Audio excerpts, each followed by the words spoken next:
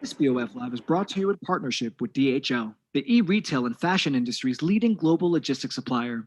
For decades, DHL has pioneered solutions to meet the needs of designers and retailers alike. Now, through its positive fashion initiatives, it is highlighting the importance of sustainability in the fashion industry.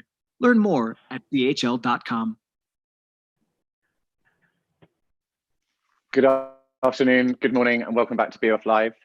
I'd like to welcome back both our community members of returning BOF professionals and also our guests from DHL's In Motion channel. Please do feel free to send any questions you have about the topics we're going to discuss today to events@businessoffashion.com, and we'll turn to as many as we can at the end of the session. Today we're discussing logistics, and this talk seeks to identify how small and medium-sized enterprises can begin to reimagine their logistics strategies to mitigate harm. And I'm delighted to be joined by both Emily Bode and Mirella Muller. Thank you both for your time.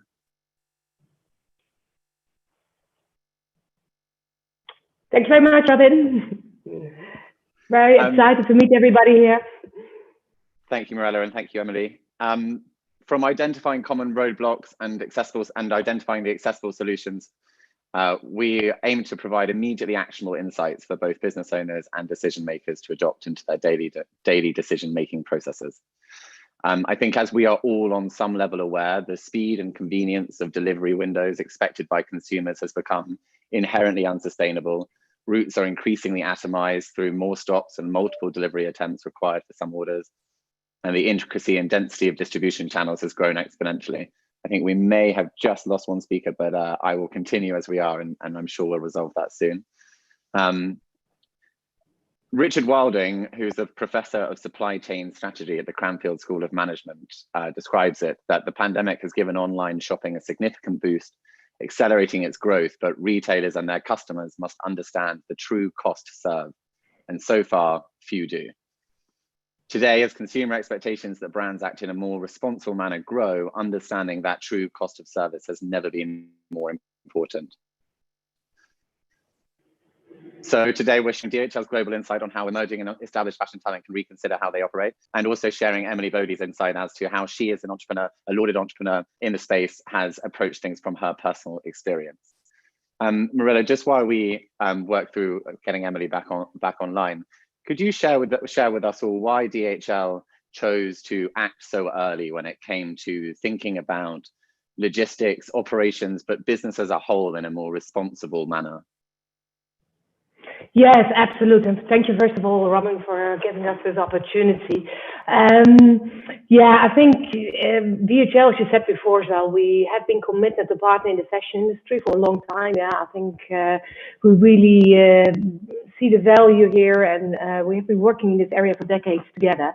I think important, as said as well before, is the ongoing boom in e-commerce. Yeah, and I think even due to COVID, this even rapidly has changed over the last couple of months. That of course brings growth in the market, and especially in transportation, and it's a big driver in global trade today. Nevertheless, it's good for our business's growth, of course, but we also recognize that these activities have an impact on the environment and on the climate, and that we take that very serious. So first of all, I think important, we as the DPDHL group, we have an ambitious target. We really want to reduce by 2025, well, actually by 2050 on zero emissions. So now everybody can say 2050 is a long way, but our first target is really on 2025 to reduce this to 40% already. We have a lot of targets set for 2025, so we have clear targets on this. I think that's important for the community to understand that it only works when you have a clear plan and clear target. So what does it mean? Yeah, what are we doing? I think maybe to give you some background, the general transportation industry is probably responsible about 40% of the greenhouse gas emissions of the GHG. Yeah? We as DPDHL is about 0.4%. So again, this is why it is also for us so important. So we started in 2007 with a new program, really focusing on Go Green, having different Go Green initiatives. We reduced our emissions since 2007 by 35%. And we keep on really developing and implementing climate and environmental protection measurements. Yeah, and just to give you some examples, because I think for everybody is how do I grip this now? You know, what is there? And it starts, and some of the things are pretty easy. So it already starts with making sure we have innovative pick up and delivery solutions. Yeah, going to a pack station, going somewhere at your convenience. So we only have one drop off. Yeah, and not have to go 4 or 5 times, but really having that convenience that you can go anytime you would like to pick up your shipment. An example in Germany, we heavily invested in electric vehicles. 41% of our deliveries are zero emission, so we have over 11,000 electric vehicles. We were planning to increase it to 70% by 2025. We have express city hub solutions where people go out by a bicycle. We're looking at, you know, or we're developing in the air and ocean area how to reduce on the LCL, on the ocean freight shipments, our carbon. How we call it ODD, on-demand delivery, means you as a consumer can just reroute your shipment to any time and point so that it can be delivered at once. And again, we keep on coming back to that topic, that delivering at the convenience and somebody is at home really helps everybody. Yeah? We bought new aircraft. Yeah, sorry. Yeah. So I was just going to say, before we get into some of the specific solutions, because I do want to talk about emissions and multimodal transport a little later on in the talk, but just before that, you know, established global leaders like DHL have the resources to execute, you know, big, ambitious, target-driven initiatives. But, you know, small and medium-sized enterprises, you know, they are experimental, they are agile, and consequently, they drive a lot of change in the industry. And whilst typically, I think SMEs often have little control over the transparency of their supply chains, and it can be hard for even the most committed to make steps in this way forward. Emily, you are in fact a lauded and great exception that proves the rule. And you know, you're very, very close to your supply chain. You created a vertically integrated business. You're not taking outside funding beyond grants and, you know, and scholarships or prizes, I should say. Can you tell me a little bit about your experience of founding your business and how you sort of navigated the first few years? Yes. Sorry for logging off my computer, kind of did a quick mishap. But yeah, so I launched Bode in July of 2016. And to date, we are still self-funded. And in part, we are working with other outside wholesale accounts. We have around 120 accounts now post the initial beginnings of the pandemic. And we have our own store, we have our e-commerce, but in terms of our supply chain and production, we're trying to encourage growth within our own manufacturing and try to be as vertically integrated as possible, as well as through our selling channels. And so when I launched, it was a collection of clothing made primarily from antique textiles, and still today it's around 40% of our business. So it's not just making textile or fashion and clothing from one-of-a-kind vintage materials, but it's also utilizing dead stock and working within our community to access materials that would otherwise be discarded. When we were chatting before this talk, you kindly shared that at the beginning of your journey as an entrepreneur, you were doing absolutely everything within the business, you know, all the way down the operational chain, and that you created an operational bottleneck that you know, that was solved by, I believe, hiring a very valued member of staff who came in and sort of gave you some processes to shift that bottleneck.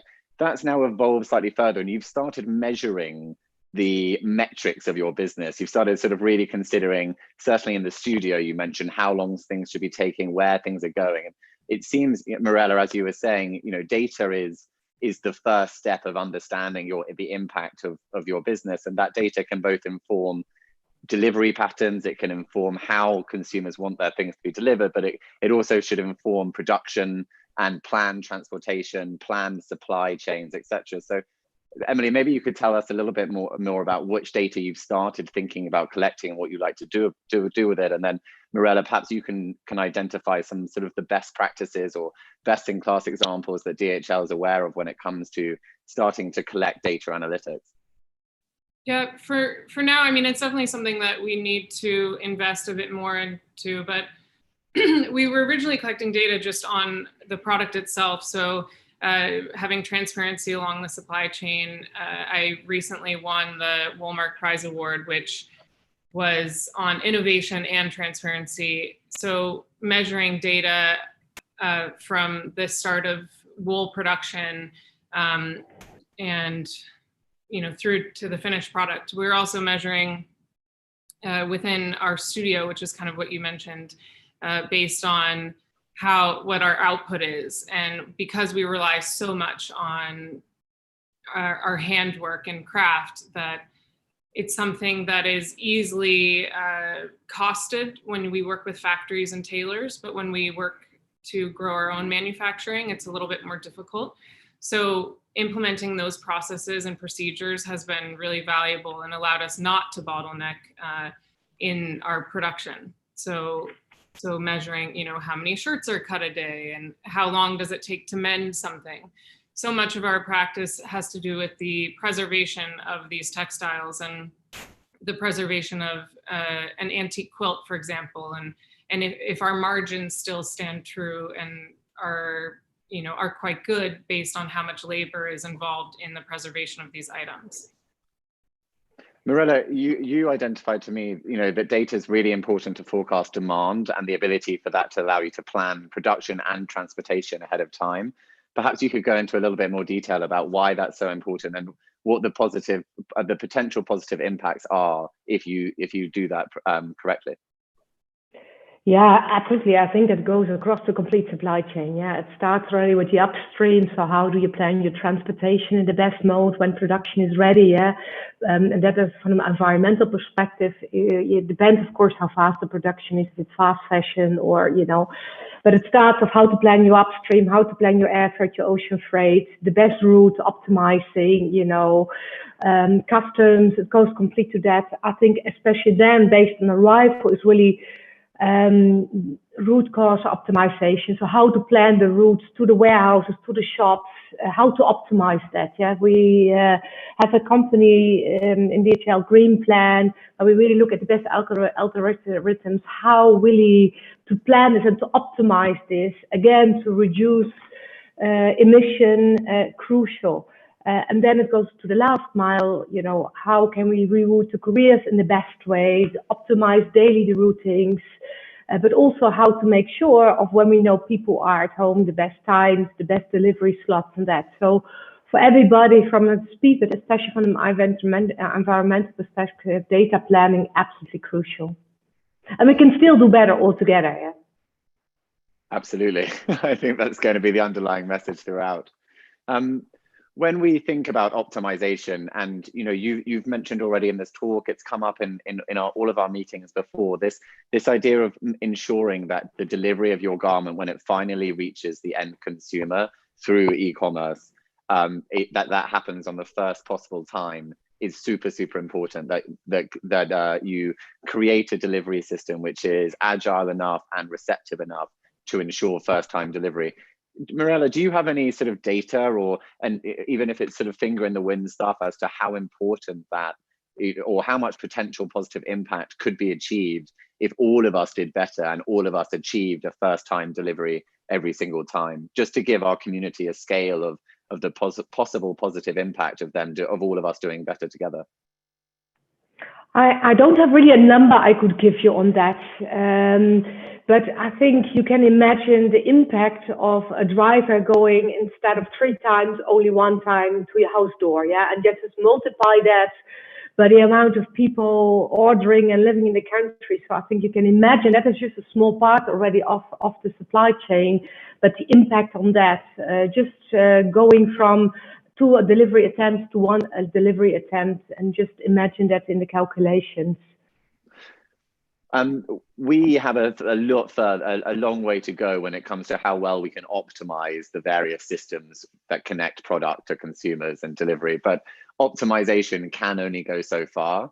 There is increasingly an argument that entrepreneurs such as Emily or businesses as a whole should be leading consumer behavior and not seeking to find competitive advantage by following consumer trend when it comes to delivery windows. And that actually we have experienced almost an arms race when it comes to delivery windows between major businesses that have gone from next day delivery, realistically to next hour delivery if you are in a capital city of a major market.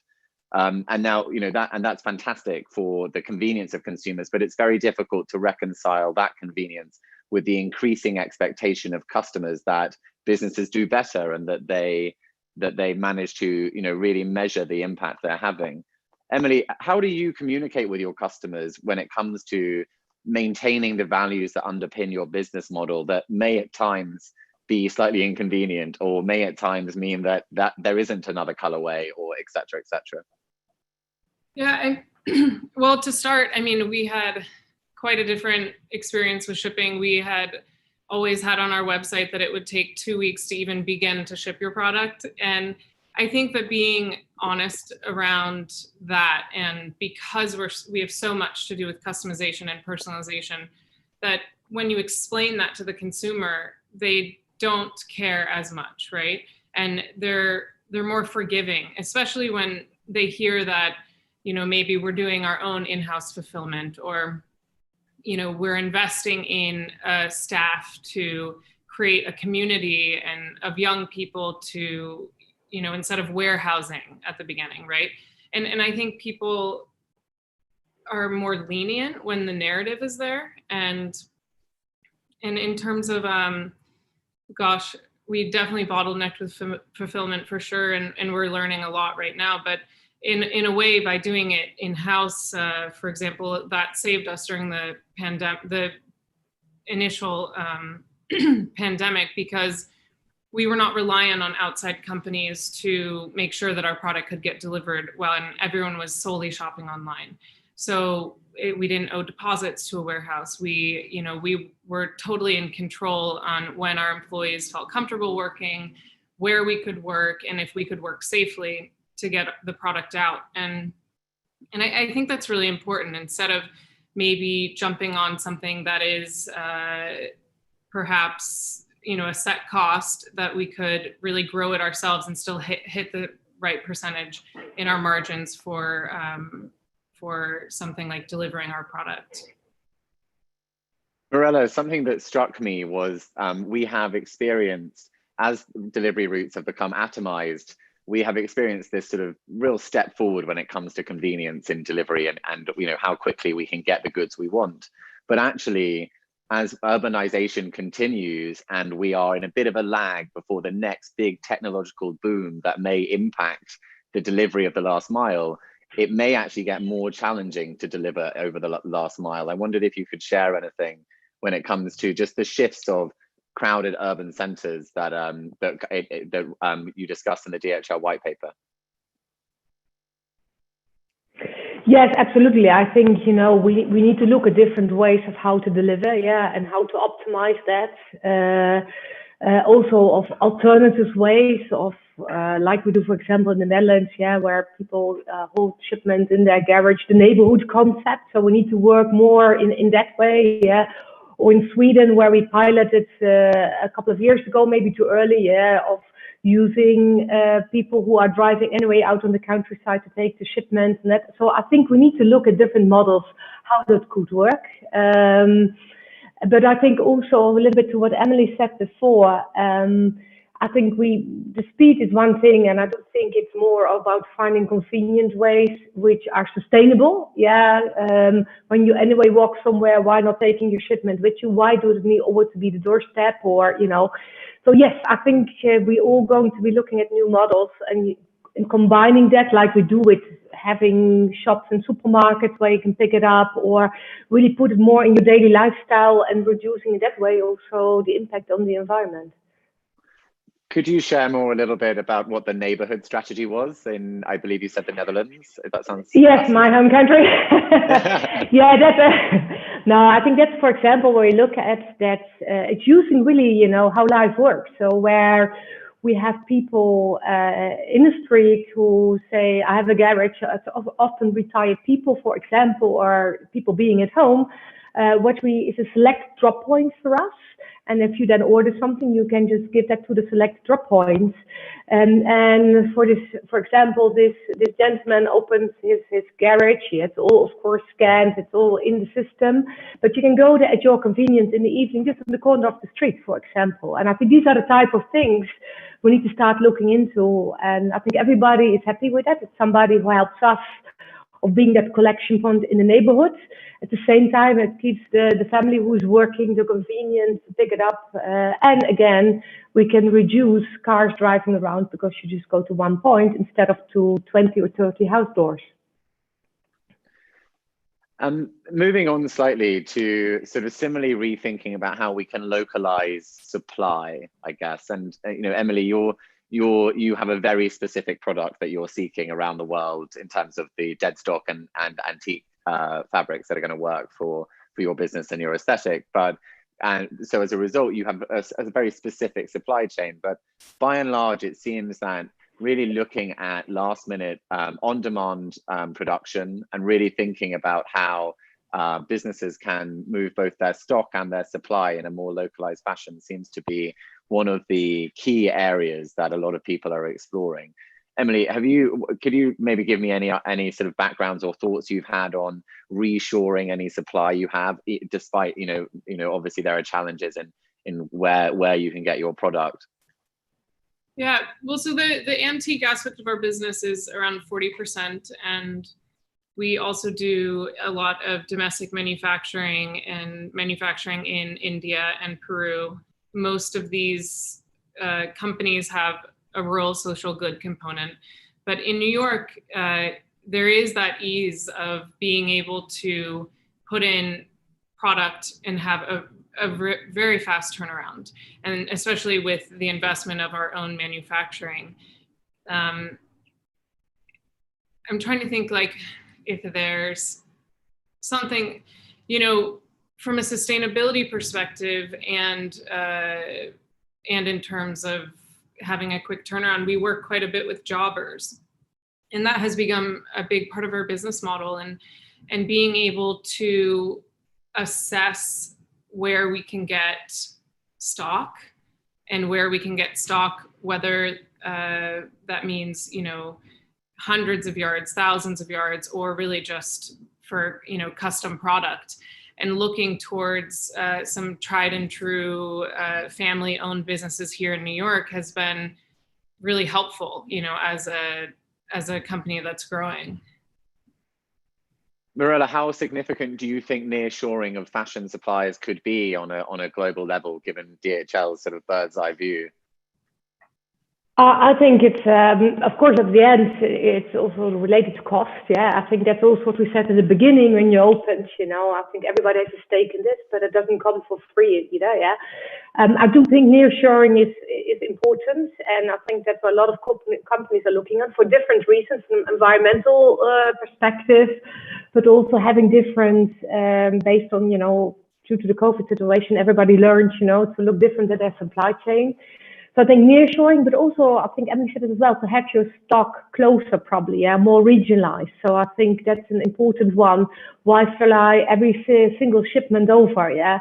But maybe have it in a consolidated warehouse closer to a certain market, like in the EU, yeah. When you have a warehouse in a European location, you can serve out of there a lot of countries or customers in that, yeah. So yes, we do think nearshoring is a big topic. The need for us also to look out based on that on alternative transportation modes, which I think is also one of the topics. Yeah, multimodal transportation, alternatives to air.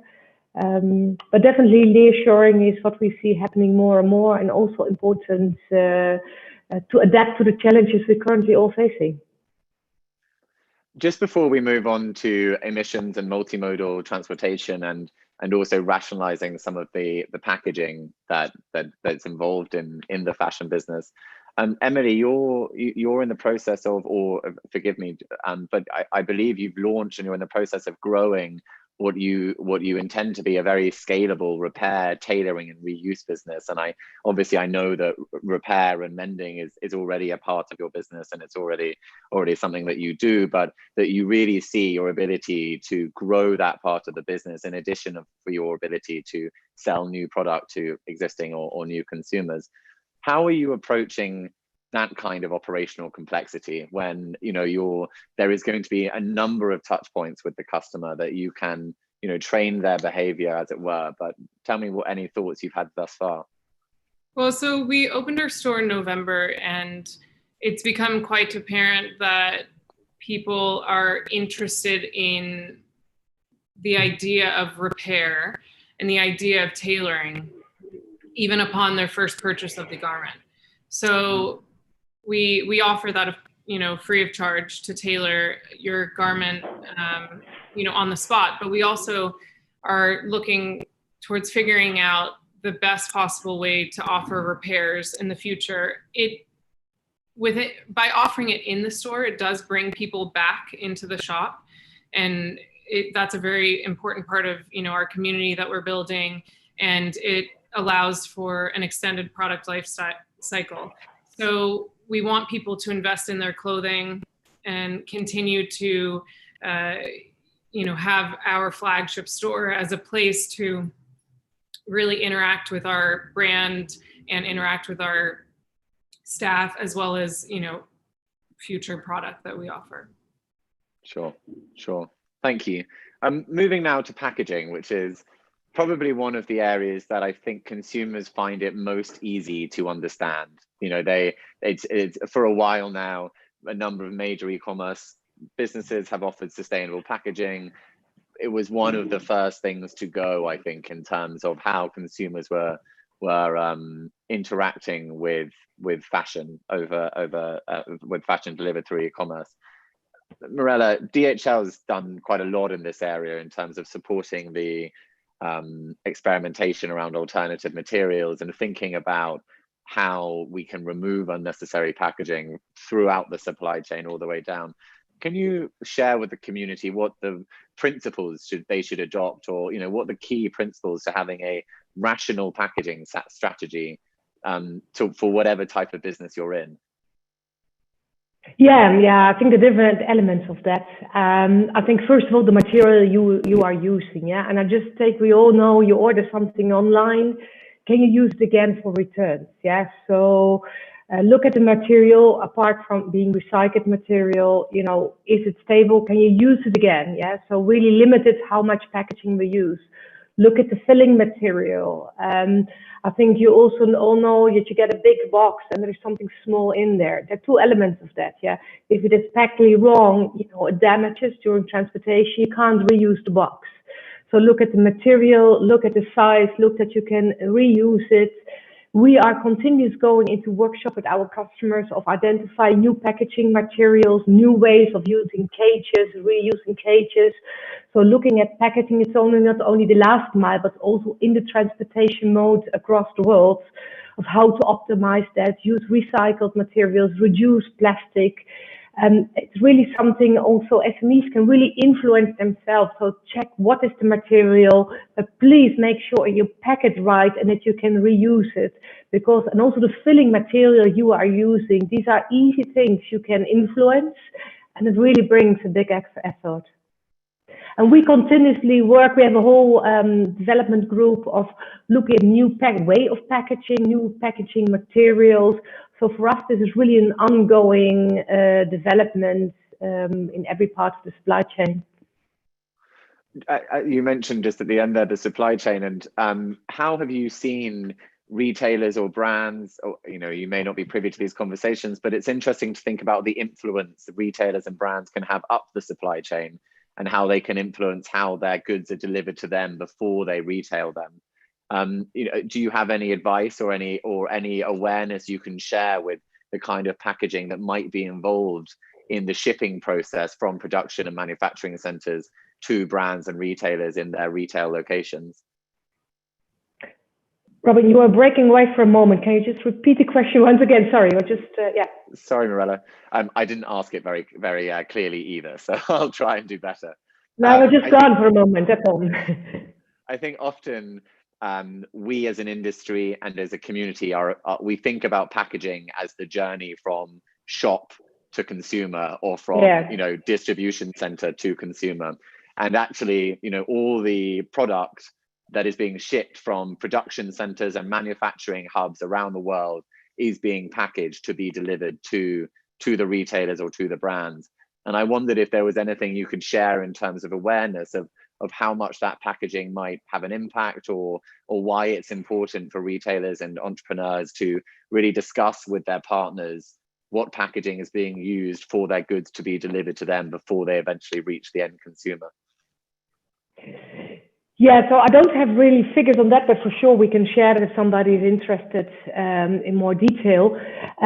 But yes, I agree. So if you look the amount of plastic to wrap pallets, the material used there, I think we have no idea how big that is. So it really starts with looking, how are your suppliers packaging, wrapping, how are they wrapping? Yeah, can we use alternative materials to reduce the plastics there? What type of pallets, what type of material are they using at that part of the supply chain? How do they load containers in that way? And it starts right there, how is material packed there? So it's really looking at the beginning, how to optimize that to, take out any volume, any air, but also really the materials used in that part. And I think we underestimate the amount of plastic and pallets and material used there. Just before we move on to emissions and multimodal transportation, which is obviously a key element of this conversation, Emily, you have been celebrated in the industry, both because of your designs, but also because of your business model. And as a result, not to put too much pressure on you, I believe you are one of the emerging SMEs in the fashion industry that is probably most capable of expecting their partners to act in a certain way, or of encouraging the businesses that they interact with to follow the values that your business is founded on. Now, I know that you're vertically integrated, and obviously potentially for that reason. However, is there any tips you can share with the community about how they can encourage the partners that they are working with, the businesses that are part of their overall business, to do better, to reconsider their models or their operations? Yeah, I mean, I think first and foremost, whatever we request of our stockists has to be already implemented within our own business. So when we, go to request them to maybe use less plastic or not use boxes that have garment, wardrobe boxes, so that you're not shipping hangers, for example. But we have to already implement some of these practices within our own business, or even from we just recently requested our businesses to sign on to the 15% pledge. So it has to be a part of your mission statement, as well as, when we're working with our factories in India, requesting that we're not shipping plastic back and forth with our factories only to then repackage them in plastic and then ship them to our stockists, right? And I think, yeah, it's just important to have it as part of your brand narrative before you then try to encourage others to participate. Thanks. Mirella, moving on to multimodal transport, which you mentioned right at the beginning of the chat when we were talking in your introduction, and why it's so important. And you just mentioned again removing air freight where possible. And we've touched upon this a number of times in terms of creating data sets so you can better plan ahead. But can you tell our community and tell the community why, what kind of advantages can come from really having a focus on multimodal transportation, and what are the steps that entrepreneurs should think about, or SMEs should think about, when they start working towards being able to use multimodal transportation as opposed to what might be more standard now? Yeah, I think of course it depends a little bit of how fast your collections are. Yeah, and I think looking to the community here, I think also looking at, if you look at more high-end fashion, it's not that every couple of days it needs to be something new out there. So that's of course drives the model as well. But I think if you plan the production, if you plan your transportation the right way, why not going by rail? Yeah, why not using a mix of air and rail or air and road? Why not using ocean? Where I think we need to understand in what depends on the segment you operate in, but we don't need to fly everything. Yeah, there are really different mixes, but also being smart of flying maybe the first part on the route and then to truck, for example. Yeah.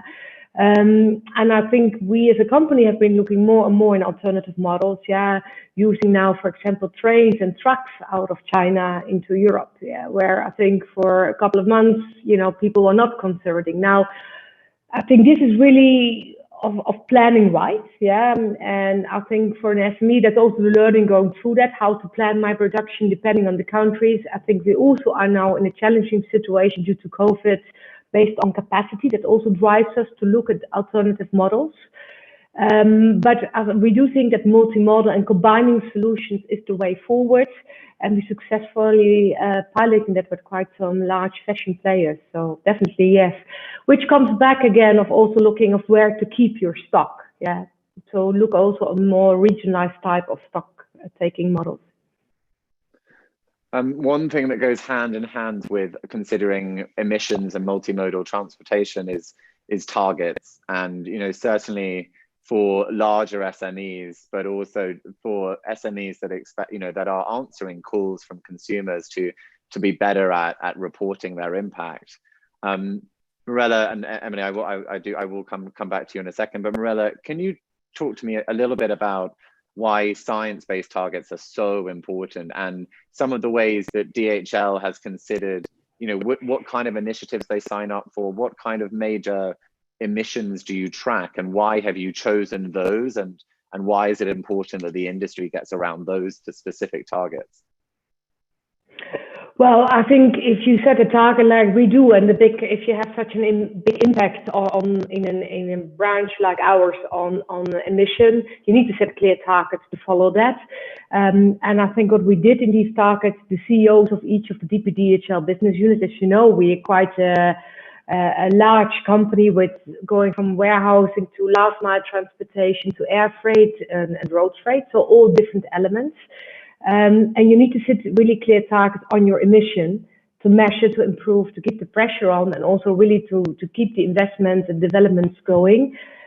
Also to drive the industry together with the other players of finding alternative fuels. So the measurements and the targets are absolutely crucial to drive this forward, and also to show the impact we're having. As I said, we started in 2007, and now we reduced our emission by 35%. Being such a big stakeholder in this discussion, it is absolutely crucial, and all companies need to do this. For the SMEs, I think it's important, and I think that's also what we mentioned in our white paper, which we did with the British Fashion Council, is to have really a checklist how they can do that, of how can they check across the supply chain they are having, of how their partners and their suppliers are working on us. Have they set clear targets? What are the measurements against that? So I think we all have a stake in that, of also challenging our suppliers and our partners on this. So that comes back, that can only be done if you really have a clear strategy, clear measurements. That's why we do our CO2 reporting, for example, and that's why we have a complete dedicated team in our corporate development for this topic. Emily, how did you approach measuring emissions, or choosing which targets to share, and how to approach it in your business? So as of now, we're mostly sharing that through more of a storytelling or narrative around our fabrication. So if we take something like Khadi, which has a historical narrative about India and bringing the economy back into the hands of the craftspeople and of Indians, and then looking at that also from a sustainability perspective in terms of our environment and how that has a zero carbon footprint, and really explaining that to our customers. that is how we're, sharing those metrics, right? But it's more so as a story, and as well as, the preservation of craft and the preservation of antique textiles. So it's not just, keeping things out of a landfill, but also keeping the history alive and the narrative alive, to prolong the life cycle of products and to allow people to hold on to things just a bit longer. And we haven't partnered with any company in particular. We've definitely looked at, the Sustainable Apparel Coalition and how they're calculating metrics, with their Higg index, and in looking at how to implement those numbers in our, the next stage of growth. Mirella, something that struck me very clearly was, it would not be, sometimes the enemy of great is good, and that carbon offsetting is not something that we want the industry to suddenly get behind. Is there any further sort of insight you can share as to why it should really be considered a last resort for people to seek out partners that are offsetting their carbon emissions? Sorry, you were great. I heard the last carbon emission, but not the sentence before. No, I was struck by an element of the DHL's white paper where it identified offsetting carbon offsetting as a last resort, and that first and foremost, individuals should work with partners that have clear environmental protection strategies. And I wondered whether you could just explain why, to anyone that's listening and they are considering finding a solution by utilizing a partner's carbon offsetting strategy, why that isn't necessarily really as far as we should be getting as an industry. Well, I think probably like us, a lot of companies do much more, as we know. Yeah, so it's really going into the detail in the discussion with the partners. Yeah, so the SMEs, when they select the partners, they really have to check, the targets and the strategies behind there. I think in the white paper we have a quite good checklist of how to do this, yeah, and how to start these discussions with the suppliers. But again, as said before, only by reporting this and also taking alternative methods. So also we offer programs where we say, for example, in our express environment, we measure in the Go Green program, we invest, this money again in projects, environmental projects. There are so many elements behind this. And I do think your SMEs, or our SMEs, because they're also very much our customers, and we want them to be successful, just really need to deep dive with their partners in that and really ask for the reportings behind it, how it's measured, yeah, and how the targets are, how to improve that, yeah. We've only just got a couple more minutes of time, so we have time for two questions. The first is from our community, and they've asked, what is the first thing that you would do starting tomorrow? And it's a big question, but I wondered if and they've shared that they care very much about this area, but they haven't yet started. How would you advise an SME to just take that first step of pen to paper starting tomorrow? Maybe Emily, we can start with you, and then Mirella, we'll get back to you. Oh gosh, I don't know. Maybe let's switch. Mirella, sure. Do you want to start first? How to start doing it? Yes, I'm happy to pick that up if you want. Please.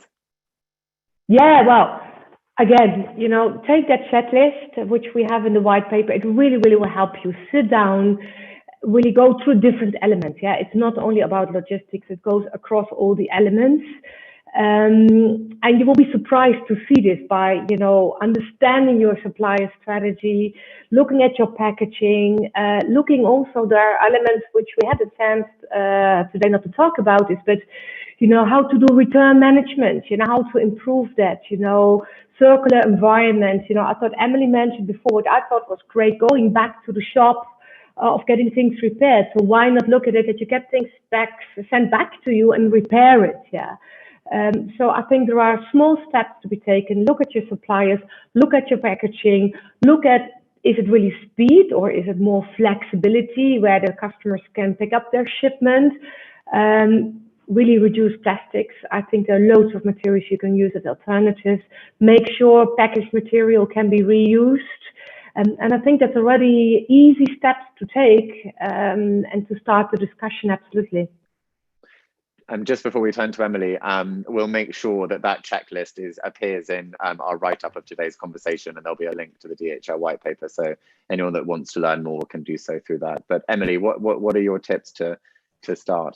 Yeah, I mean, just to follow up, would be to continue close communication with your customers, because we were seeing that people were getting their clothes tailored and repaired, but that they'd rather have it through us, of course, from the source.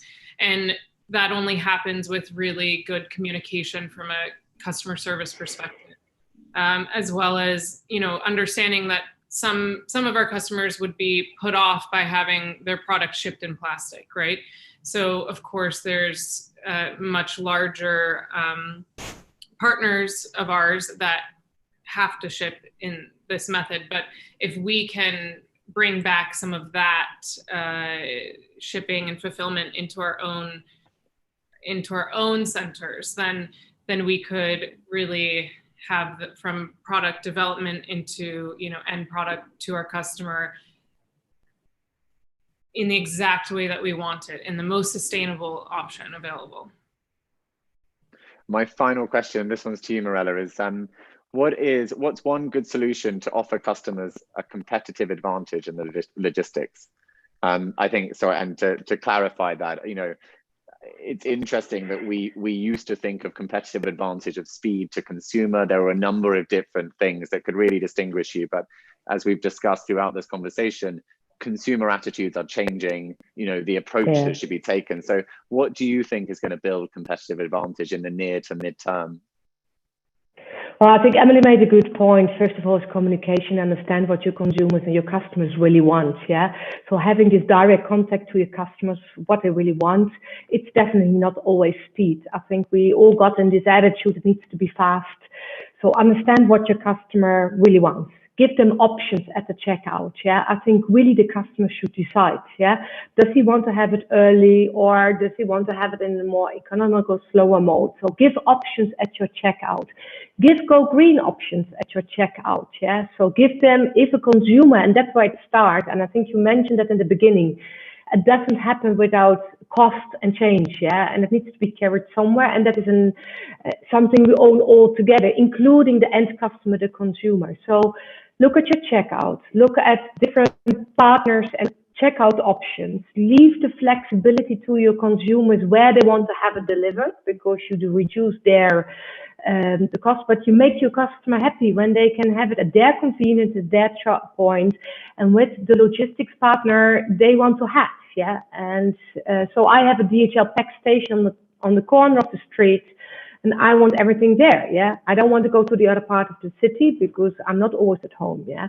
So look at that, look at your checkout and talk to your customers what is really, really important, and give them options. That would be my main message.